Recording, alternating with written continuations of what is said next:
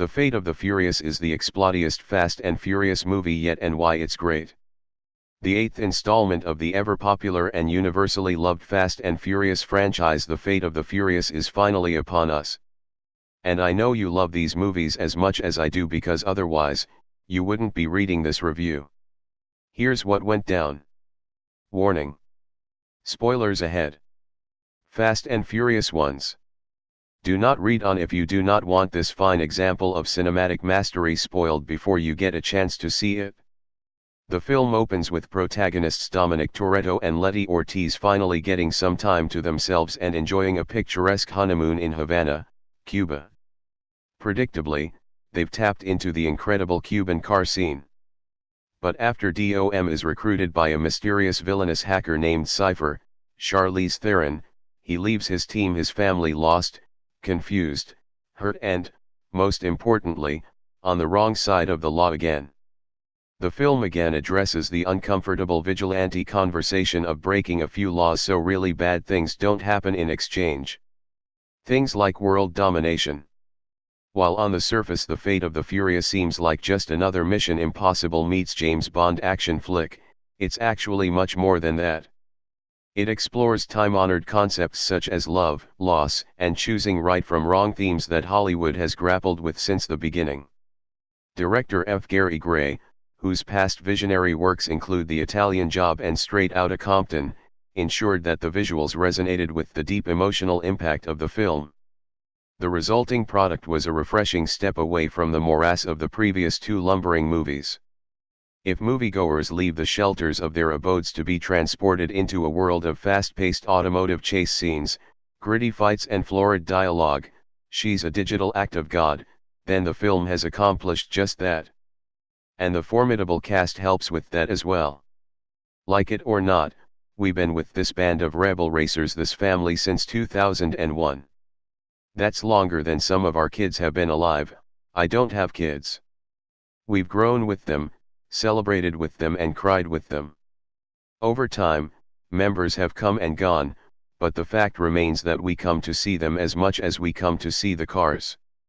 Jason Statham is merciless as Ian Shaw. The Rock as Luke Hobbs wins fights by simply being big.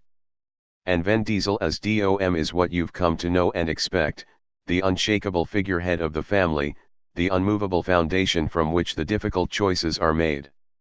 Up until this point, we haven't seen anything that really throws him off course. Fate changes all of that with the big goddamn twist. Gray has taken it upon himself to insert this game-changing big goddamn twist, a seismic ripple that will be felt across all future Fast and Furious iterations. How forthcoming directors will incorporate this into their films remains to be seen. Regardless of the big goddamn twist, Fate still manages to be light, charmingly breezy, and delightfully funny in places. Rivals engage in both physical and verbal jests across the screen, while cheery twists illuminate the seemingly darkest and most hopeless moments. And my goodness, the explosions. Each one is more brilliant and fiery than the last, blowing simultaneous holes in people's days, and any lingering viewer doubt that this is anything but the latest and greatest Fast and Furious treasure. Of course, there will always be logical inconsistencies. Admittedly, these are where Fate is the weakest. Perhaps it was due to being completely bamboozled by the forceful impact of the overwhelming color and light, but I walked out of the theater with my mind buzzing with questions. Dom's past with Cypher is never fully explained. It's never made clear how Cypher hacks into all the cars in Manhattan to do her bidding and what happens to them all once she's finished with them. But like all of the movies that preceded it, questions like these shouldn't hinder the overall enjoyment of the film. In fact, I'd argue that temporarily suspending logic has become as integral a part of the franchise as madly shifting automatic cars has. Paul Walker's Brian O'Connor was noticeably absent but not forgotten. At a moment of despair, someone laments that Brian would know what to do in the situation. Another responds that they can't drag Brian and Mia into this. And at the very end, the film leaves off with Brian's legacy living on. It's a nice message.